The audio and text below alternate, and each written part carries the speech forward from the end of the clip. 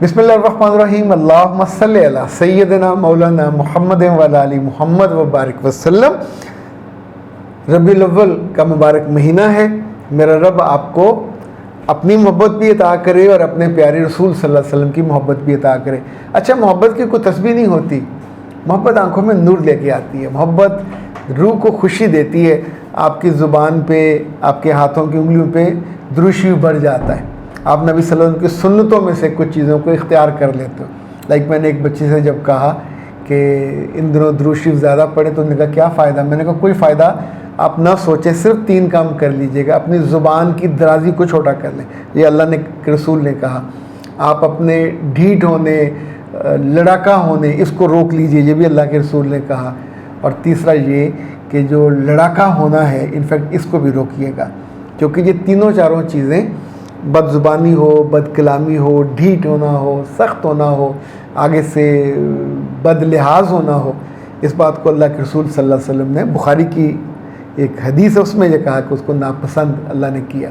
तो रबीउल अव्वल में अगर हर दिन भी एक अच्छी चीज़ अपनाई जाए और एक आध अपनी कमी कोताही दूर कर ली जाए तो क्या हर्ज है।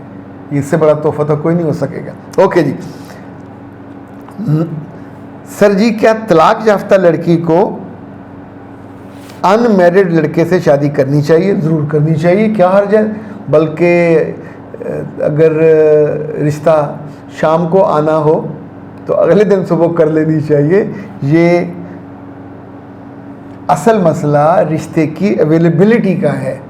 तो जब आए, अगर वो विलिंग हैं, उन्होंने आपको पास कर दिया है, इसे हम कहते हैं अवेलेबिलिटी ऑफ जो रिश्ता है, अगर ये मौजूद है तो कभी मिस नहीं करना चाहिए। 5 साल का फ़र्क हो, 10 साल का फ़र्क हो, इट मेक्स नो डिफरेंस। खुद अल्लाह के रसूल सल्लल्लाहु अलैहि वसल्लम का 15 साल का फ़र्क था और उनकी मोहब्बत भरी ज़िंदगी, खान की ज़िंदगी में सबसे लंबा अरसा तो हज़रत खदीजा के साथ है।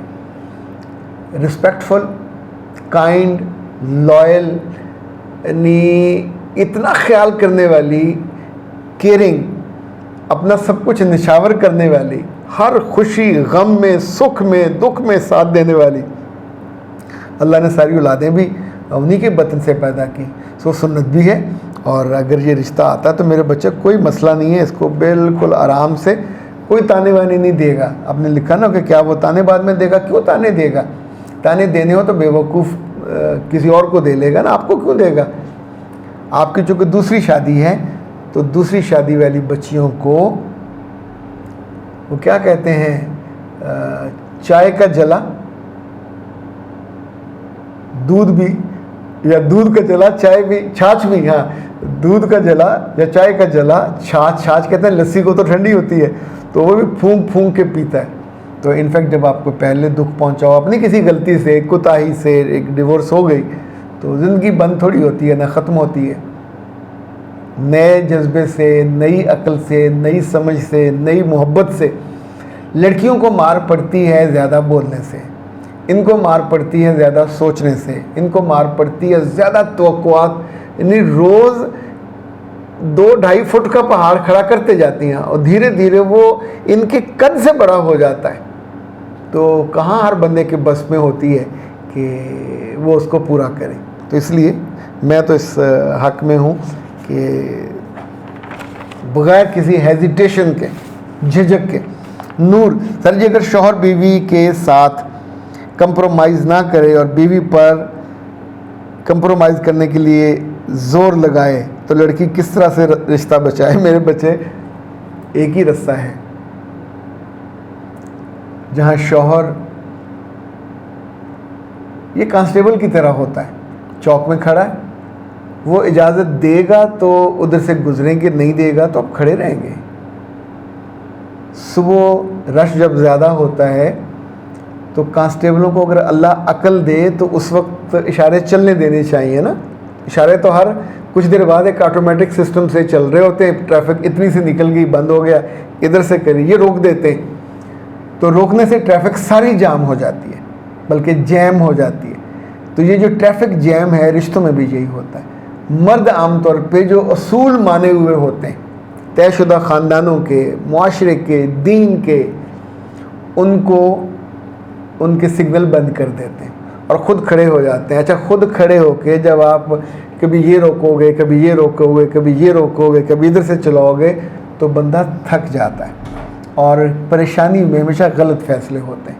आप सोचिए, कहाँ आप आराम से खड़े थे और यूँ करके देख रहे हैं कि कोई डेविएट करे तो आप उसको रोक लें। कहाँ ये कि इतनी सारी ज़िंदगी के इतने सारे फैसलों में आप हर जगह खुद अपनी मनवाने लगे। चूँकि लड़के हों या मियाँ हों, मनवाते हैं, मान लें, उसमें आपका फ़ायदा है। और नहीं मानोगे, ज़िद करोगे, आपका नुकसान है। वो आपसे कहेगा साइड पे हो जाओ, फिर क्या करोगे? वो कहेगा रुके रहो, पिछले वालों को गुजरने देगा, फिर क्या करेंगे? तो अकल और समझ ये कहती है, यानी मैं तो इससे भी आगे कहता हूँ कि जहाँ लाइन शुरू होती है इशारे के, उससे पहले रुक जाइए, उस पर मत जाइए। वहाँ जाने वाले का चालान जल्दी होता है, तो पीछे तो आप बचे रहते हो, जो ही खुलेगा तो वहाँ निकल जाइए। मुकाबला नहीं करना। हर मुकाबले में औरत हार जाती है, हर मुकाबले में रिश्ता हार जाता है, हर मुकाबले में आपके बच्चे हार जाते हैं। सो अपने मियाँ के सामने सरेंडर कर जाया करें, कोई मसला नहीं है। बात मान लेंगे तो फ़ायदा है। सर जी, मेरी सास कंजूस है, मुझको मेहमानवाजी करने नहीं देती, उसकी वजह से कोई घर नहीं आता। ऐसा तो नहीं है। अगर वो कंजूस है तो मेरे बच्चे, मेहमान तो आपके आने, वो गोश्त नहीं पकाने देती तो अल्लाह ने इतनी अकल तो दी होती है। मुझे पुरानी औरतों का याद है कि घर में अगर और टाइम में मेहमान आ जाते थे तो छलियाँ से लेके दाने और कुछ नहीं होता था, तो सुबह की जो रोटी पकाई होती थी उसको गर्म करते थे, शक्कर डाली, घी डाला, उसको बकायदा गूंद के, वो कमाल किस्म की बनती थी चूरी, वो खाई जाती थी। अच्छा, इसी तौर पे मेहमान दोपहर को आ गया, घर में कुछ नहीं है, नो प्रॉब्लम, वो आराम से, ज़रा बड़ा वो होता है बिल्टोया, जिसमें दूध 10-12 किलो गर्म किया होता है, उसके ऊपर इतनी मोटी मोटी तय होती है बलाई की, वो उसमें से उतार के पूरी प्लेट भर के, इस वक्त सच्ची बात है, वो पूरी, यानी मेरे सामने अगर अभी मुमकिन हो तो मैं वैसे कहूँ जाके भाग के प्लेट पकड़ के लाए मलाई वाली, उस पर शक्कर डाल के जो खाने का लुत्फ़ है, आप भूल जाएंगे हर चीज़ को। तंदूर की रोटी हो और थोड़ी ठंडी हो, गर्म ना हो, और उसके बाद आप उसका लुकमा लुकमा, ये तो ऐसे अंदर उतरती है कि क्या ये हाइटियाँ हैं और क्या डिनर है, उसका अपनी लज्जत है। मुझे याद है, हमने तो इस हालत में भी कई दफ़ा अपनी दादी से क्या क्या, हमें थोड़ी पता था कि ये अल्टरनेटिव है जो औरतों ने निकाले हुए हैं, को दोपहर में उनसे कहना हमें वो मिर्च वाली लस्सी बना के दें। अब आप सोचिए कि सालन पका होता था और हमने उनसे लस्सी में, उन्होंने वो सुर्ख मिर्च कूट के उसके अंदर पता नहीं क्या कुछ डाला होता था, उसमें पर रोटी। अच्छा, ये तो कभी हमने शहर में खाया ही नहीं होता था, कितना खर्च उस पर आता है।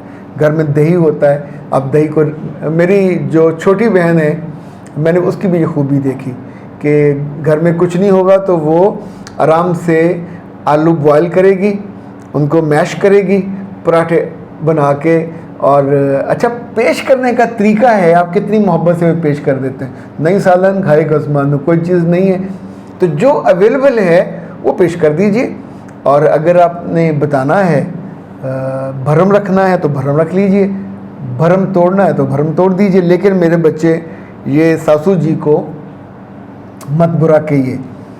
मैं अपनी आपको अहलिया की बताता हूँ कि जब हम ग्रॉसरी करने जाते हैं तो ये हमेशा एक बड़ा शॉपर भर के बिस्किट्स के डिब्बों का लेके आती हैं। मैंने कभी कुछ नहीं कहा, ज़रा मुझे तो पाबंदी है, मुझे तो नहीं खाने देती।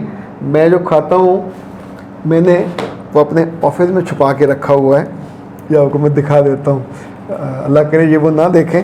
अच्छा, ये है डाइजेस्टिव ज़ीरो शुगर, तो ये मैं खाता हूँ और मुझे बहुत पसंद है। तो लेकिन उसको मैंने संभाल के अपने पास ऐसे रख, जब चाय आती है तो चुप करके मैं डुबो के।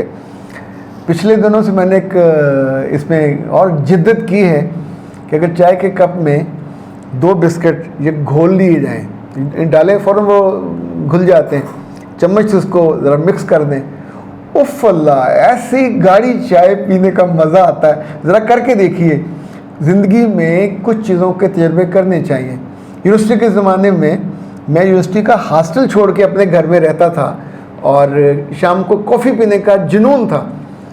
कॉफ़ी पी के जो मज़ा आता था, जो अल्लाह का शुक्र करना, अपने हाथों से बना के टेक लगा के फिर किताब पढ़ना, बड़ा कोई ना कोई आपकी ज़िंदगी में चीज़ ऐसी होनी चाहिए जिसको करते हुए खाते हुए आपकी आंखें रोशन हो, आपका दिल एक इत्मीनान और खुशी महसूस करे। अख्तर अब्बास को दीजिए इजाज़त। अस्सलाम वालेकुम।